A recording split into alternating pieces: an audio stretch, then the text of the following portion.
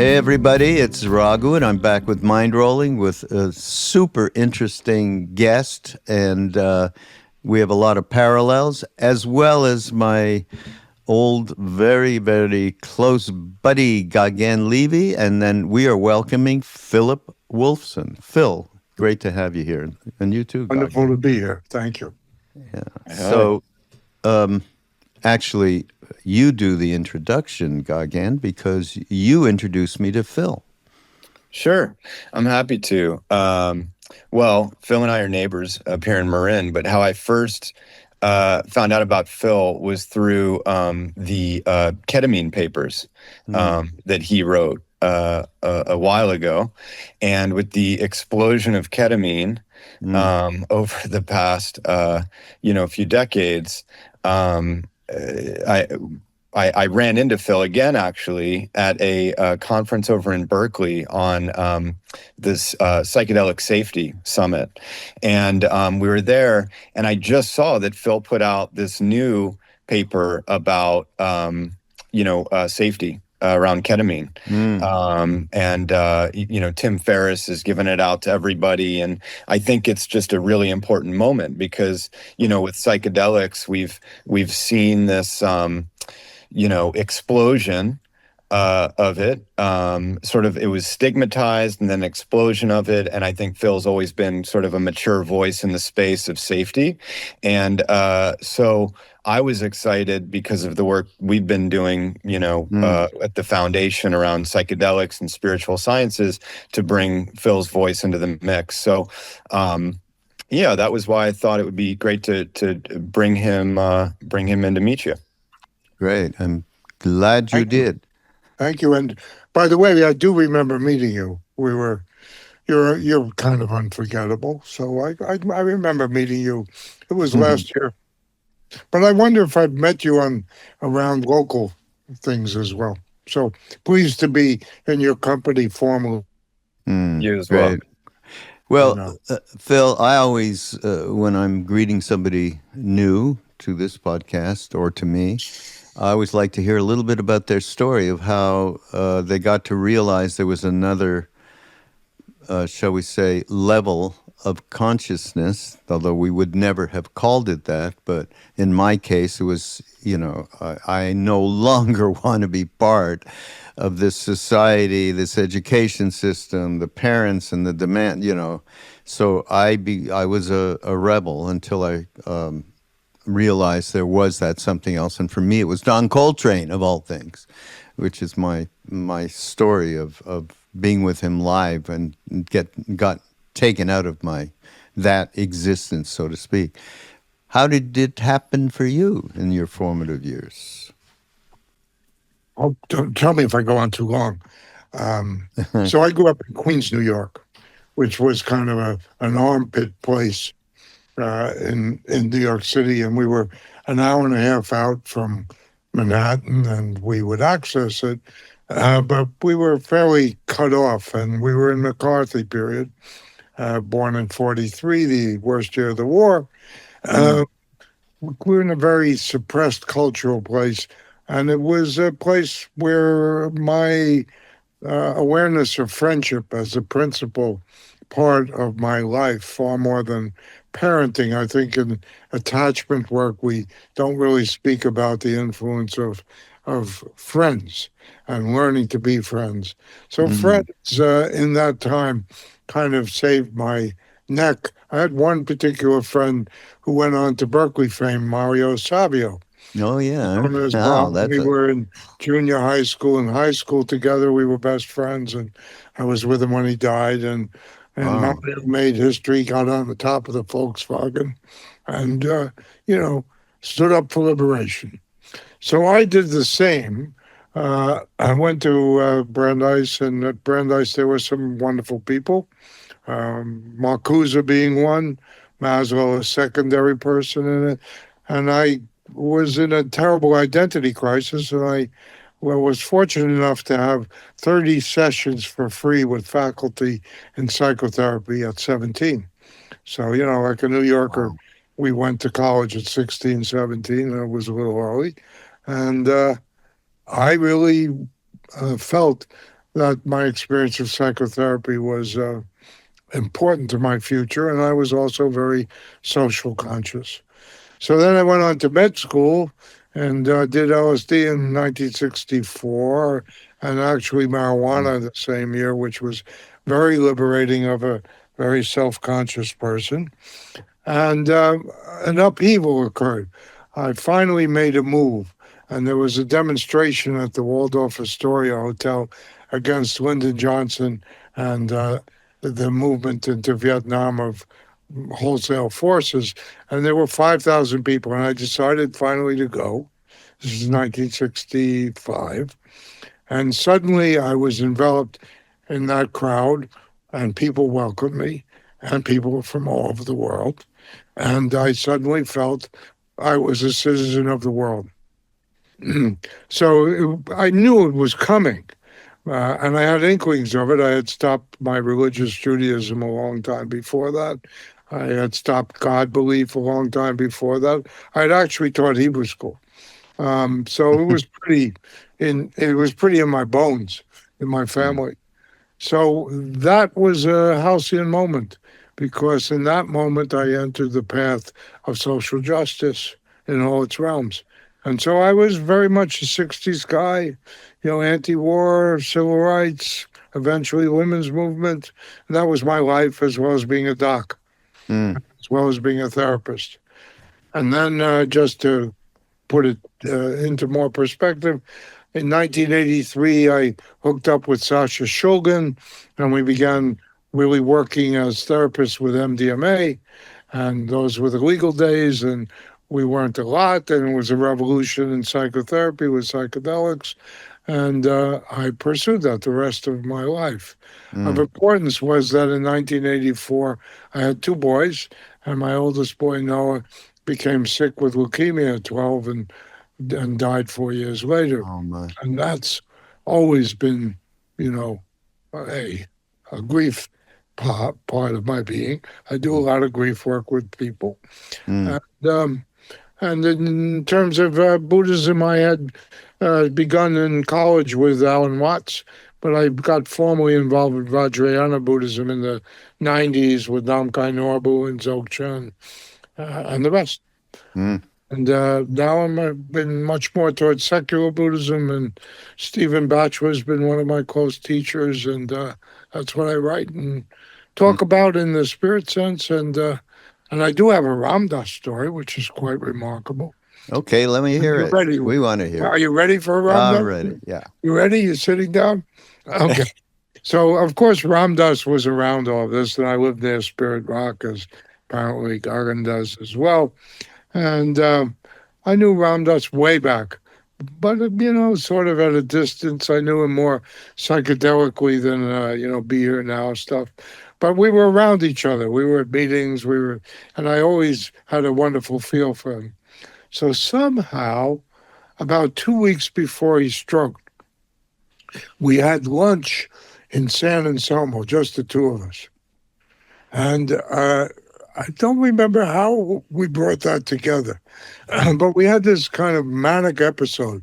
And he and I just inflamed each other, and we were changing the world, redoing all of psychology. We were buzzing on the natch, just buzzing and loving each other. And we had such a good time. And Mm. there was more in stock, and we were going to meet, we were going to do things. And then that terrible event happened, and Mm. he went through the stroke, which I followed afterwards. I've never been to Hawaii to see him, but Mm. I've seen him in many places. So Mm-hmm. that's my Ram Dass story. Yeah. So great. Oh boy. Well, one thing, and Gagan mentioned it, and some of the work we've been doing, and it really does center around representing Ram Dass's purview around integration relative to psychedelics, and just a perspective that he always felt never got old. Set and setting, all of that, the early stuff of him and Leary and everything. Sure. But particularly, it's interesting because I did a podcast with Rick, and he said to me, all you people you got into a certain age where it's kind of the last part of the old incarnation, the Rick Doblin, by the way, and you came out in the 60s and early 70s. Psychedelics was such an important part of your development and so on. And then, you know, you got into meditation and whatever practices that, you know, many of you, I understand, don't really do psychedelics anymore. Or once in a while, whatever, like Ram Dass kept checking in over, you know, even through the stroke. Yes, I'm aware. So he said, you know what? I think you should do MDMA. I think that you're getting, and he was giving me the big general you of us, because that contact again with the realization of the vast interconnectivity of all, that might be an important thing to kind of get a reminder before you go into that last phase. So I always thought that was really good advice. I've done it in a couple of different ways, actually not with MDMA. That's still on my, you know, bucket list for the moment. But so it was the idea of the integration for people of the ineffable experience into a daily life. It's not about being a great psychedelic voyager. It's about becoming somebody who gives a shit about other people in the most basic, crude way I could say that. His Holiness would say, be kinder, more compassionate, more generous person. That's the object of the game. So that very much is part of what we're developing in terms of what we're doing, Gagan and I and others. And so you have a wonderful article on transformation, right? That I really dug. Would you talk about your purview around Sure. transformation? Sure. I mean, you're in my domain. I think of psychedelics as a tool for the most part. I've long done it within my framework of assisted psychotherapy, legal period with MDMA, but other substances in the legal period, and now with the legal medicine ketamine, which is expansive and has wonderful applications and in its higher dosages when done in proper setting, is truly a numinous experience, an experience of full ego dissolution with the possibility of reformation. But I've always seen it in the landscape of overall development that psychedelics need to be framed within personal development, love, sexuality, if you're into that, exploration, and of course, the issue of being on the path in a kindness sense, in the deep word of kindness, because I think kindness is the closest word to embracing the feeling that we have to have working for me and myself, and for me towards you and others. So I think ketamine done well, psychedelics done well, moves in general, not always towards kindness. Sometimes there are very difficult experiences, but I believe in the fullness of all of this. Sometimes people like myself, and I'm sure you have done psychedelics for just pure exploration or getting out of here or just seeing where we are and who we are. I don't see it as confined to psychotherapy. The bulk of the world is doing psychedelics for their own inner work or their inner exploration or just doing it. And it is vastly expanded and in some ways very troublesomely so. So, I mean, psychedelics can be a wonderful uh, uh, experience that is embraced within the full, embedded in the fullness of life. That's how I see it. Yeah. Let me. Can I say Go something? ahead. No, go ahead, Gaga. I'm curious just because we're kind of like touching, sounds like I consider myself a good Jew Buddha, like a Jewish Buddhist Hindu, and we got plenty of other Hindus and bujus and all kinds of stuff in the Sangha. But when it comes to Buddhism, always think about sort of, right relationship, like, intention, action.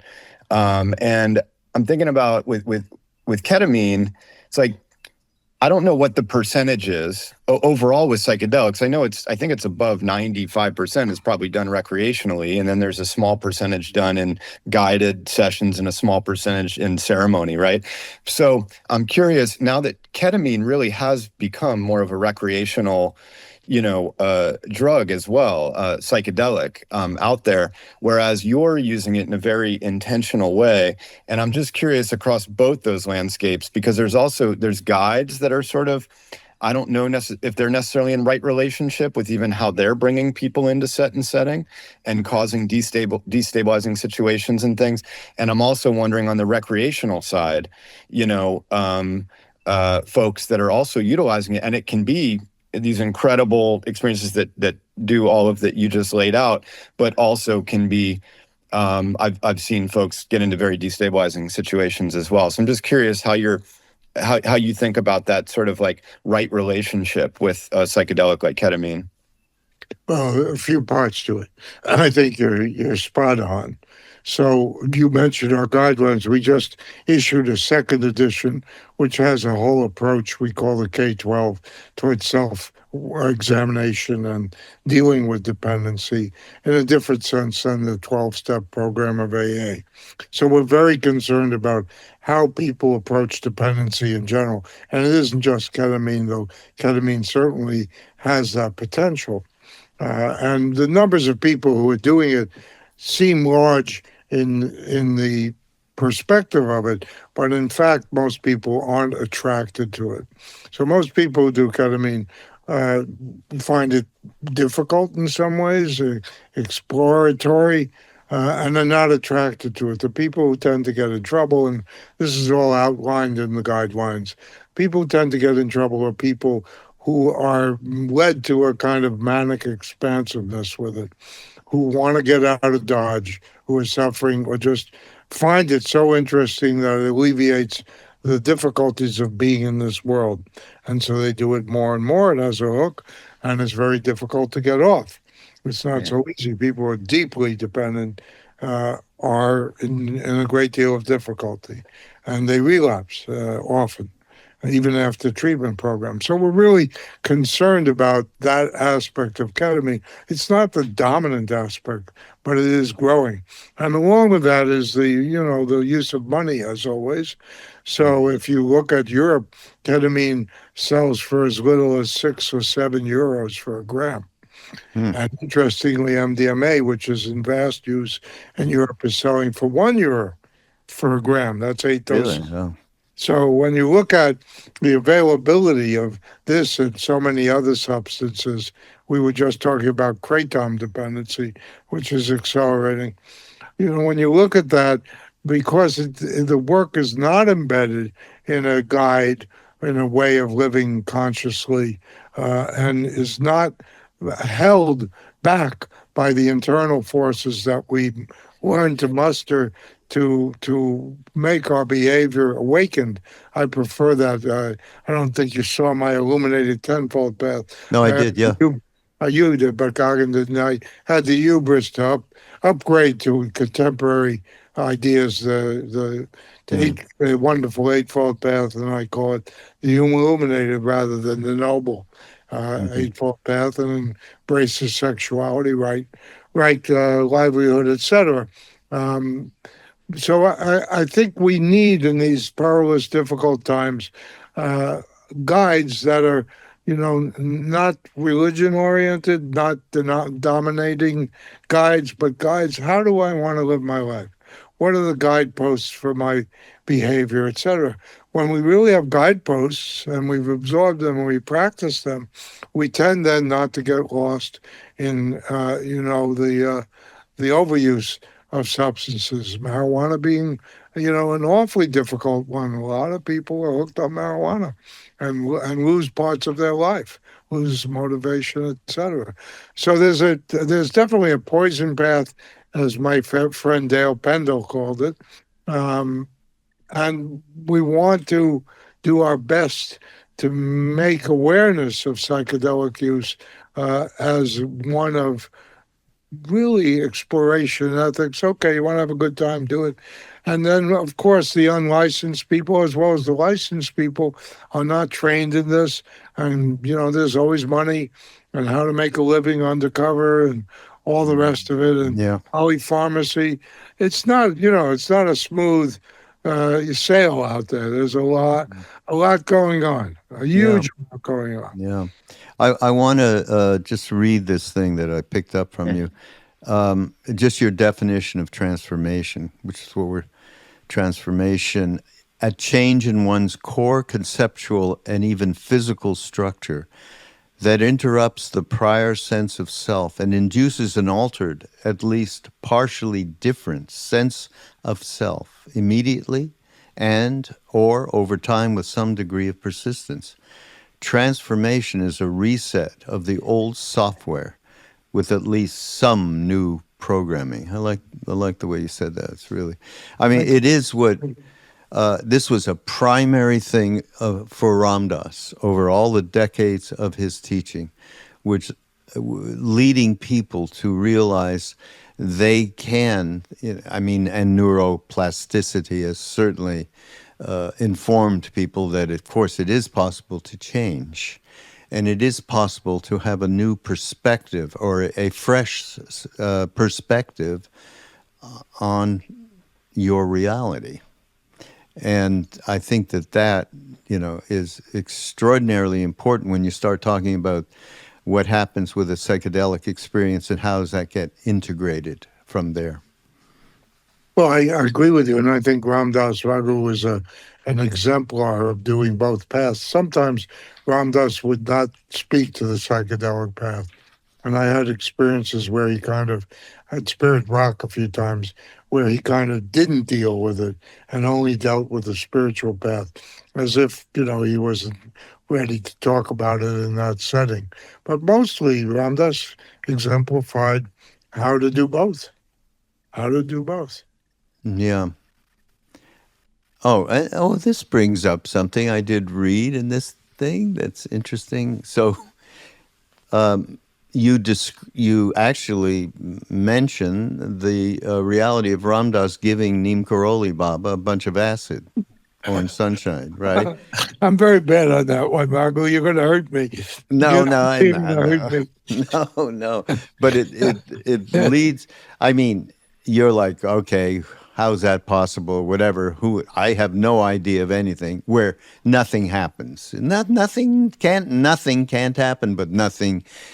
I guess when you're in a nothing state, then nothing can happen. But that's a whole other subject. The reality is, though, what he said about it is the important part, which is this allows you, it's good for beginners, it allows you to get into that state. And how he said that state was get into being in the presence of Christ for a couple hours. But then you got to go back. And this was Ram Dass's thing. How he even went to India was because he could no longer handle the up and down, through psychedelics. There must be something that is not up and down, and that's, he used to say he found that in Neem Karoli Baba, who was not going up and down or in and out, nothing. Well, don't you think he also had to leave the culture of Harvard and the Leary stuff? Yeah. I mean, he had to find a certain path on his own that, wasn't either academic. He left academic. Yeah. He was slated to be another academic.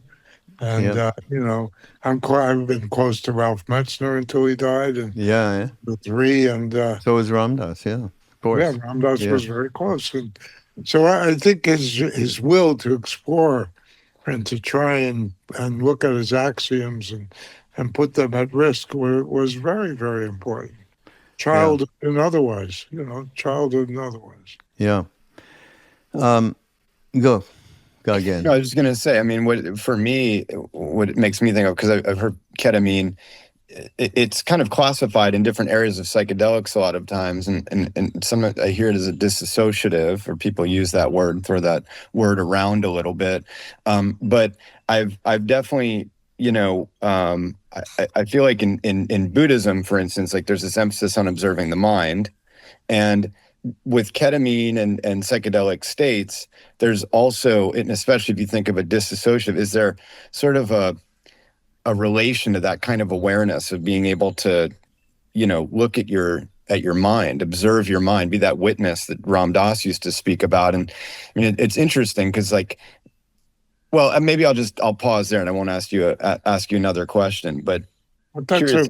that's a good point. I don't like the word dissociative. It was coined by Edward Domino's wife to talk about the separation of the body of mind and with anesthetics. Of course, ketamine's an anesthetic. It comes out of PCP and it was explored for its Oh, anesthetic property. And it was useful because its half-life is 2.2 hours as opposed to 22 hours for PCP, which got people into all kinds of trouble. now So, wait a minute. I writing, have to stop you right there. Okay. okay, stop me. PCP didn't get me into any trouble. And I was going to ask you just now, what's the relationship with ketamine and PCP? Because people say, no, they're complete. It's nothing to do. And I said, no, that's not what I Oh, understand. true. So, in all of the medicine work that we look at, you take Sasha Shugan's work. Mm. It's on both phenethylamines as core structure and tryptamines as core structure. So, phenethylamines include MDMA. He then made 2CB as popular. He made, it comes out of MDA. There's mescaline is one of them. Sasha made hundreds and hundreds of analogs. You can read about them in PCOL and TCOL. So PCP, you got away with it. Most people did. But there were stories of incredible strength and four people having to suppress people. I was doing psych ER for a bit, and there were some Oh, incredible yeah. stories. But that was because people were so strung out and hallucinating for 22, 26 hours, sleep Uh-huh. deprived. And so at some point, you just lose your mind, really lose your control. Not So not me. I ended up, my buddy and I, we were in Berkeley at the silent movies, in the late 60s with PCP, and sat there for 6 hours. No problem. Walked out of the theater in a probably bit of a dose, state of consciousness. dose related, Raghu. You think? You Yeah. probably skipped on the dose. Wait. No, we were pretty gone, I'll tell Oh, you. We you weren't skimping back then. okay? Skipping. Okay, we'll give it to you. So Yeah. so they saw the anesthetic value of PCP, which was enormous. And so they started making little analogs. So ketamine is an analog of the PCP structure, small Ah. substitutions, which brought the half-life down to 2.2 hours, kept a very wonderful anesthetic aspect because ketamine does not suppress respiration. So you can use it in battlefields. You could use it, in hospitals easily because it doesn't make people not breathe well like opiates and other Mm. anesthetics do. Uh-huh. So it's an analog. It Mm. comes straight out of PCP structure. And what struck me though was you said in your practice and otherwise studies that the depression that people look to PCP to transform is not necessarily happening. It sounded to me like on a much wider scale than I ever thought. I didn't understand your point. People are still using it as a therapeutic tool for That's what depression. I do. Yeah, but you're finding, I read, that it is not necessarily lasting in terms of the eradication of depression. I've never said that. Other people have said that. It Oh, is really? highly lasting in a proper setting, and we have remissions all the time, and we're quoting about 80% effect when embedded in our program. It's not lasting in programs that are. Just doing intravenous without supportive music, people talking about the experience. You have a Therapy. psychedelic experience in a Mm. drab, unfriendly medical environment, it's not going to promote a lot of it. But even there, there's a definite antidepressant effect of ketamine. Ketamine is the first line Hmm. antidepressant, preferable to any of Prozac-like SSRIs. So I Hmm. promote it that way, and used properly, it has definite antidepressant properties that are Hmm. persistent. Okay, I got that one wrong. Well, there's some publications, people do all kinds of things. So there are publications that are very different. Where our niche is assisted psychotherapy, Hmm. whether it's Right. MDMA or whatever. It's always to provide the setting and support Hmm. that people need to grow themselves.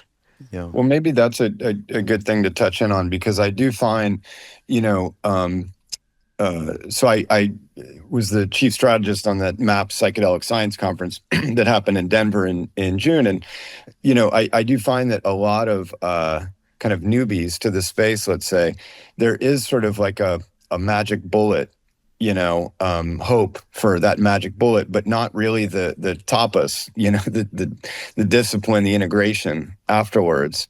So I'm wondering, it sounds like you're having incredible results. What are some of the top things that you've kind of found and recommended, and where even can people find sort of those integration techniques and methodologies that you're recommending post an experience like this? Well, we've been writing about it. We have several articles out on that in Frontiers in Psychiatry as one journal space. There's a wonderful book called Psychedelic Integrations by a close friend of Spanish uh, origin named Mark, M-A-R-C, Aishala, A-I-X-A-L-A, which is a wonderful manual, very fine book on integration. Oh, Uh, really? Huh. but the practices are there are myriad people doing various kinds of methodologies related to it.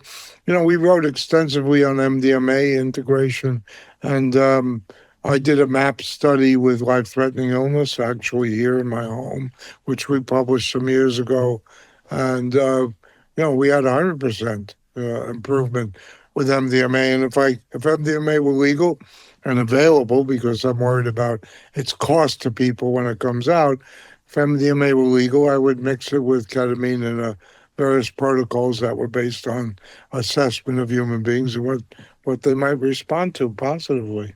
Hmm.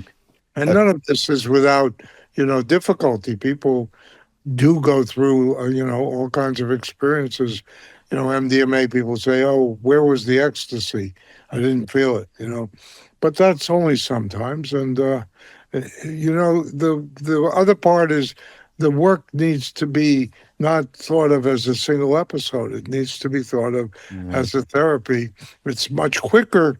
Psychedelic psychotherapy is much quicker than conventional psychotherapy for many different reasons, but it needs to have follow up, continuation, integration, work with someone to be effective.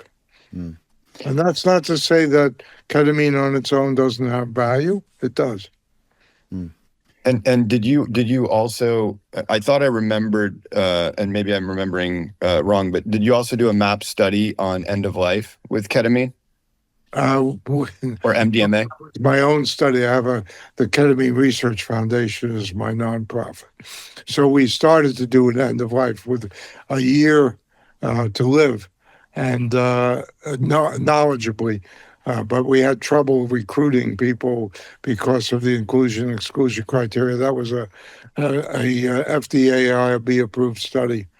We're Hmm. doing another one in the foundation now for phantom limb pain because ketamine promises to be a great help for phantom limb pain, and that's approved. And we're just trying to Hmm. recruit people to start that. And we have another one going through FDA for women's well-being because ketamine helps enormously with the symptomatic relief of menstrual cycle disorders, PMS, PMDD. So we're exploring it's the outskirts of ketamine where it's useful for pain, where it's useful for other things that we've come across in our clinic. Hmm. I Um, wish the end of life experience had been done. And I think, if we get there, we'll do a life threatening illness study, which will have looser inclusion exclusion criteria, hmm. like we did with MDMA. Right. Hmm. Um, one of the things you talk about is it's a word I actually had never come across, not being in any way us into the scientific mind. I guess that may be it. Uh, Egolytic state, because you're talking about psychedelics and their ability. Psycholytic, the term is psycholytic. It was invented way back by Sidney Cohn around LSD. Oh, And we're really? trying to change the language to psycho-revelation because I don't like the idea of lysing the psyche, and I would rather reveal the psyche. So that's low dose. That's low dose psychedelic work, not microdose, low dose, where people can stay in a therapeutic exchange. Hmm. And Wow. ketamine, even MDMA to some extent, has that flexibility of dose range where people are variously uh, have degrees of ego dissolution that could be partial to what Gagan was asking about. I didn't answer about the full state. So when you do a full state of ketamine, there's a visual stream that's enormously present and a major part, the most important part of it. But if you don't go to anesthesia, take too much, you have a commentary going, which I call the guide. And it's kind of the highest level of consciousness. I have a diagram about it in which you're commenting. And some of the comments are going to be really difficult. Like one of my people this 2 days ago talked about, I died when the curtain came down and I was okay, you Hmm. know. And then another person might say something like, I really love my family. Or another person could say, I'm so out there, I don't think I'll ever get back. Or, in this observation, or contrary, I'm so far out there, I don't want to come back. Mhm. And, there's a kind of commentary above this extraordinary visual stream. And you're not, at the higher dosages, you're not in touch with your external reality. It's completely internal, Mm. unlike most other psychedelics, depending on dose. So Mm. ketamine is probably the most powerful psychedelic there is in terms of state that you reach, in terms of full blast ego dissolution. 5-MeO DMT and DMT are similar, but much shorter acting. Mm. 5-MeO is 12 minutes. Ketamine tends to be 45 minutes to an hour. You can do a lot more with it. But similarly, those two dissolve. Ketamine is more easily controlled, though people are doing psychotherapy with low dose 5-MeO DMT now. So, Hmm. Is that all legal? kinds of things happening. Is it legal, 5-MeO? No, none of it's legal. Oh, well, ketamine is, right? Ketamine is legal by a fluke because it's an anesthetic. Oh, uh-huh. So everything has an indication, FDA. So ketamine's indication is anesthesia. And MAPS Ah, is trying to get an indication for PTSD. Uh, the psilocybin people are trying to get it for depression. You have to have that I in order see. to be able to go to market. Right. I've found that in my sort of deeper ketamine journeys, but not at a state where I'm very deep in, but I can still write a word or two down. Like I can still harvest a bit out of it. I reach a state of extreme generosity.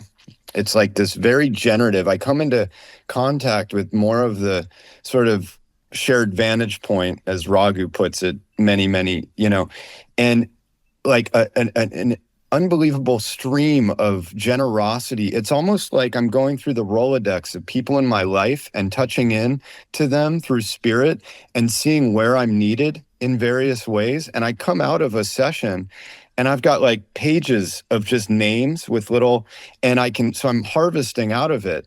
Whereas when I've gone deeper, I can't even really harvest. There's not Okay. you're hardly even, an I present, You're completely. not Parson Garvey. You're not. So yeah, I'm curious, like, because so anyways, I've kind of enjoyed that state. Like there's it combined, Well, anyways, I won't go too deep into it, but Similarly, I get to love. I don't write ever, but I have a men's group, been doing that for 26 years, and I get to love a lot in my experiences.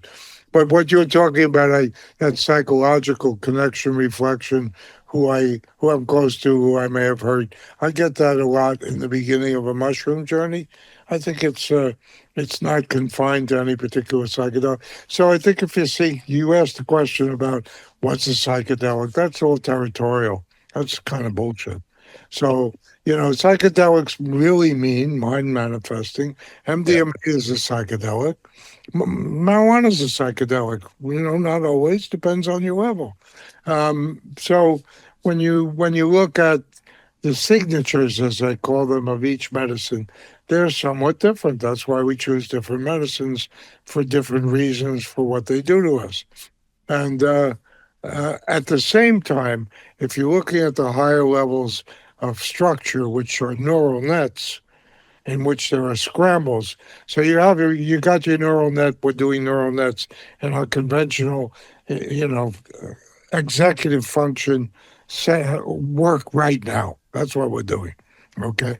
But when you take a psychedelic, depending on dose, depending on the medicine, it scrambles all this stuff. And it's a molecule interacting with the neural nets, downgrading some, upgrading others. Each one has a different kind of signature in which neural nets they affect. If you go too far, you're in madness. You're in complete loss. But so there's a commonality to all of them. And the commonality is that you're out of ordinary mind to whatever extent you are, and you're in another kind of experience of self, which is different depending on those who you're with, all the rest set and setting, but you're in an altered state. So, really that's the commonality. Different altered states which have overlapping natures to them. Mm. interesting. Yeah. I want to come back to integration, since that is our byword here in terms of the work we're really focusing on. So you have a great thing on integration. I want to read it. In the post-psychedelic condition, integration is the key to maintaining transformation. Integration is a function of intentionality, conscious and unconsciously maintained or incorporated. Integration occurs both without effort, as a redesign of the central processor of our minds, and voluntarily as a deliberate effort to understand, find meaning, and as rectification of our behavior towards others and towards ourselves. I'm glad you put that one in there, Phil. The psychedelic experience in and of itself may be transformative of our consciousness, but support for change by deliberate and disciplined absorption in the myriad spiritual, emotional, psychological, activist opportunities for increasing clarity and breadth most probably results in a more long-term and positive transformation of self. The human mind, while extraordinarily plastic, adaptable, and mutable, is also built with a great rubber band that returns us to our dominant character. This serves both as preserver of the integrity of the self and as a block to transformation, holding on to deluded self. Therein lies, a lot of stuff to unravel. Who wrote that? You wrote it. I'm joking because You wrote one of the it. things you have about writing is once it's out there, Yeah, right. with something else. But I want to give me a moment to read you. This is from the new guidelines. Okay. So, as we look at helping people who are dependent or becoming dependent or ourselves on any of the substance, what is the nature of spirituality? And here's what I said as the bottom line, and it really comes from the Noble Truths, etc., in the way that secular Buddhism is reconfiguring it. So let me just take you through it briefly. So this is my notion of what I want to do for myself and offer to others in the core. I call it the bottom line.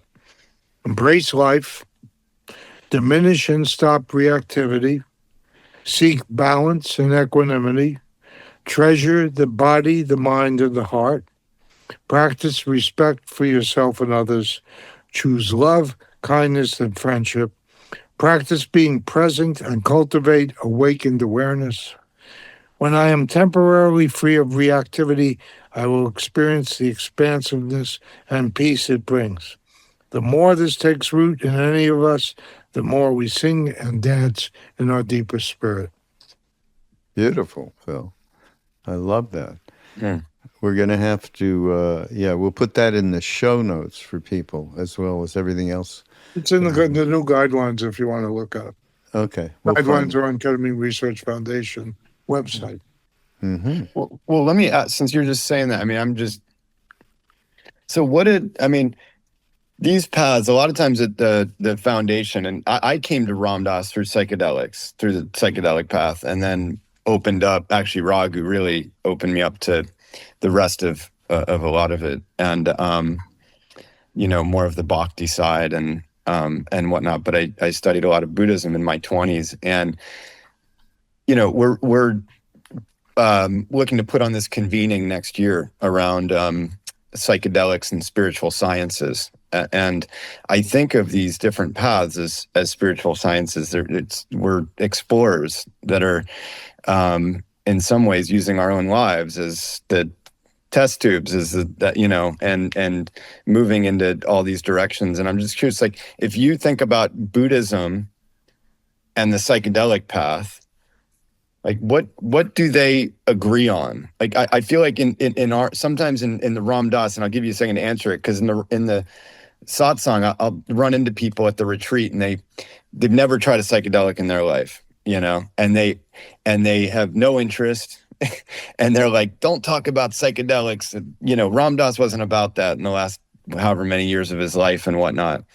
And then there's folks that really don't have much interest in the Maharaji side of things. They're interested in their psychedelic path and whatnot. So there's this kind of dichotomy within the satsang sometimes. And I'm curious, as you have, your formative story was really interesting to me. But yeah, where do they come together? Where does the Buddhist path and the psychedelic path come? Where do they deeply agree on? Well, I think that's an interesting comment. I believe that Ram Dass was always configured by his psychedelics, at least as part of his being. So whether he did them or not, whether I do them or not, I have configuration. You probably can say the same. That is psychedelically enhanced, based, internalized. It is part of who I am. It is part of how I am, how I've been changed by all of that. In mostly really great ways. So it's interesting. So we were at Burning Man 2016, okay? And we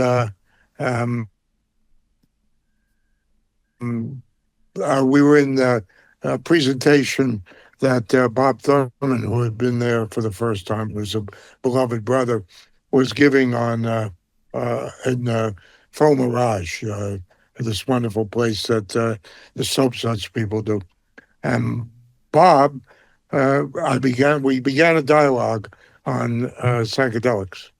And what Bob's position was, as a psychedelic person who had been through Millbrook, had been monastic in his life, and was a devoted follower of His Holiness, Bob said, and I think I wrote a little piece for Tricycle on it, with other people like Jack Cornfield chiming in.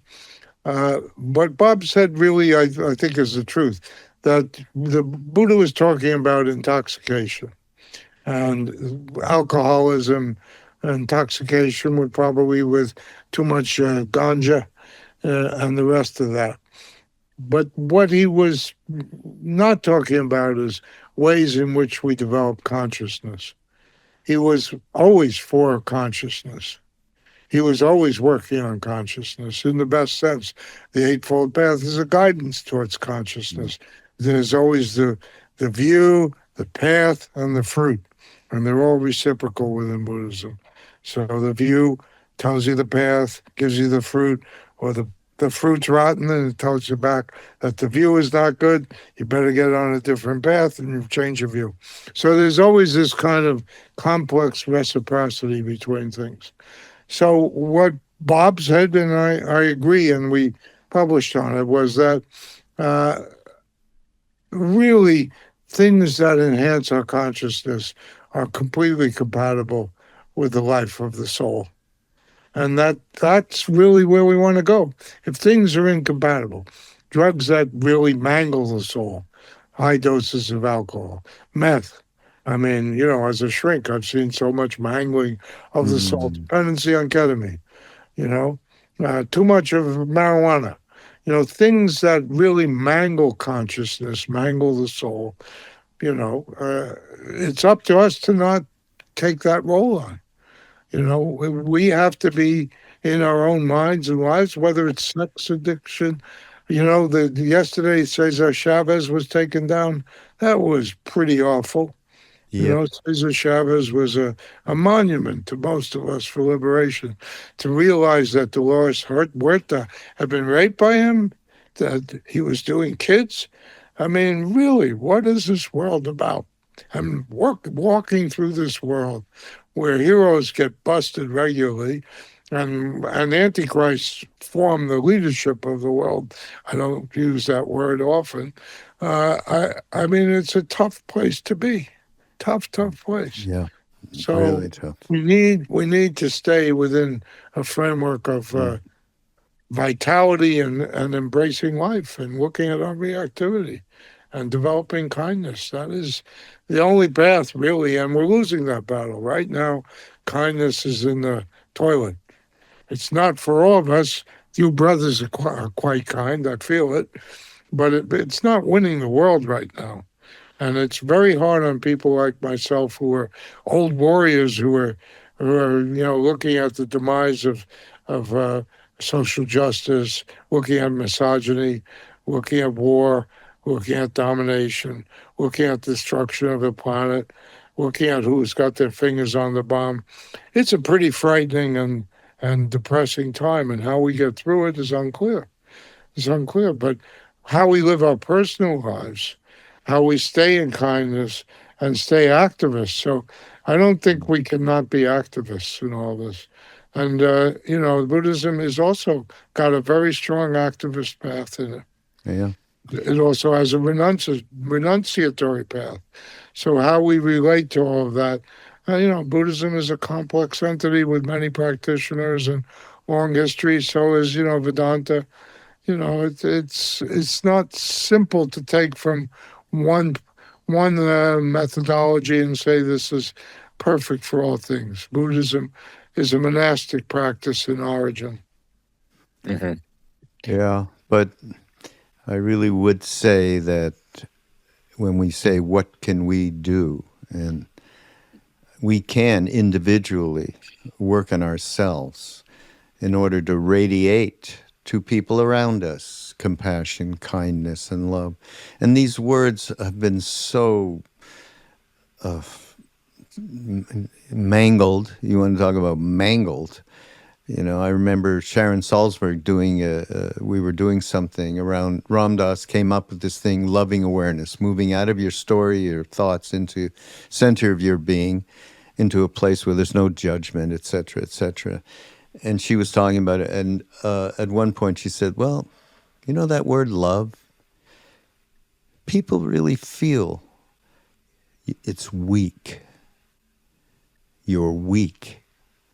Can you imagine that this has come to what, especially, I mean, we understand that love, unconditional love, is perhaps, the central energy that connects us all. So we have come into a very dark time where even these kinds of words, emotions have become mangled.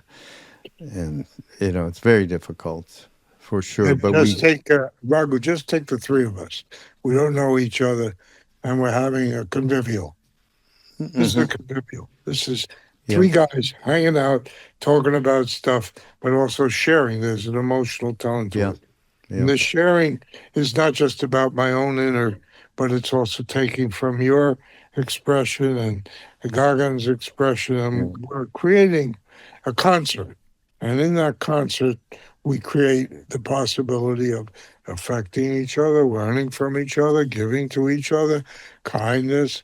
And so I don't think it's only about my inner development. I think my inner development and my outer development are one and the same. I don't like dualisms and bifurcations of that sort. I don't like mind body. I think that's a mistake.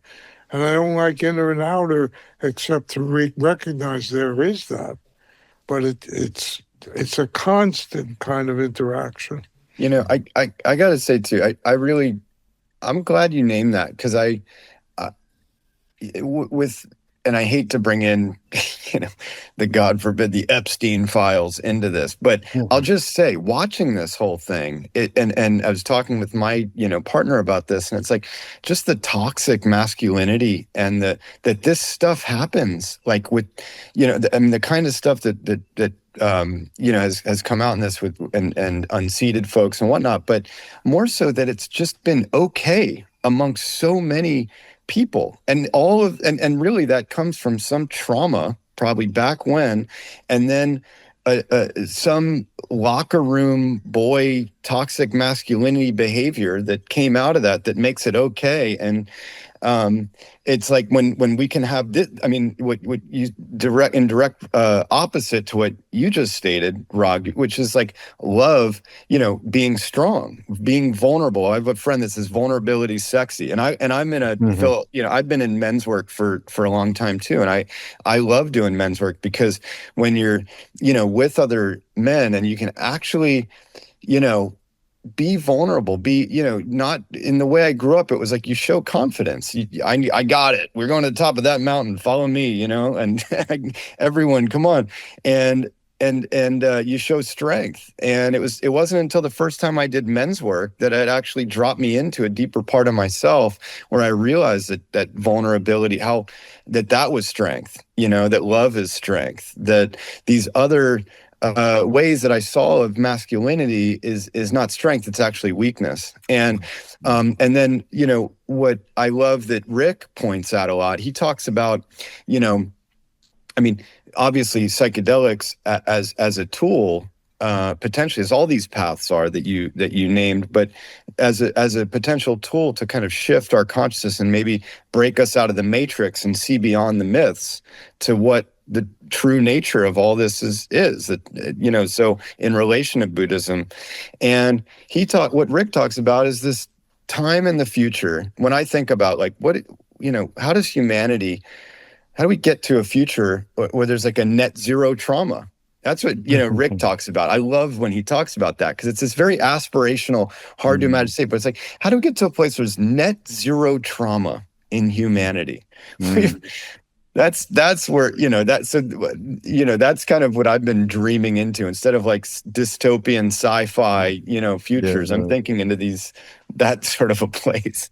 Right. That's historically always the hope of us utopians who want to see kindness and sharingness in society.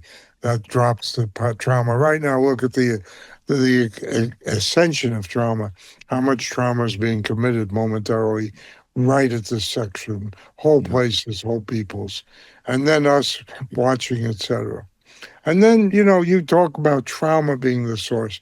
I wish we could put our finger on that better. But then there's another thing. You take Deepak and Deepak's fall. How did Deepak manage to pretend all of that? Because I knew Deepak a little bit. All of that, amass huge amounts of wealth, and do what he did, and pretend he was what he was. It's not just, he wasn't just trauma. He was ambition. And there's a lot of temptation in the world that goes beyond. That's why the poisons in Buddhism include greed and anger. But greed is a poison. Does greed come entirely from trauma? No, it comes from attraction as well. Well, it's complicated, Gagan. Yes. Complicated. And we could sit here hours and What is put it? into that conversation. This isn't a 3-hour Huberman No, podcast here. or Rogan. No. No. Phil has only so much time. Anyhow, really great to have you and meet you, Phil. Really wonderful. Meet you guys too. Yeah, so It's a great. blessing of us. And Thank you. thanks to Gagan for joining me, as he does occasionally on this Mindrolling podcast.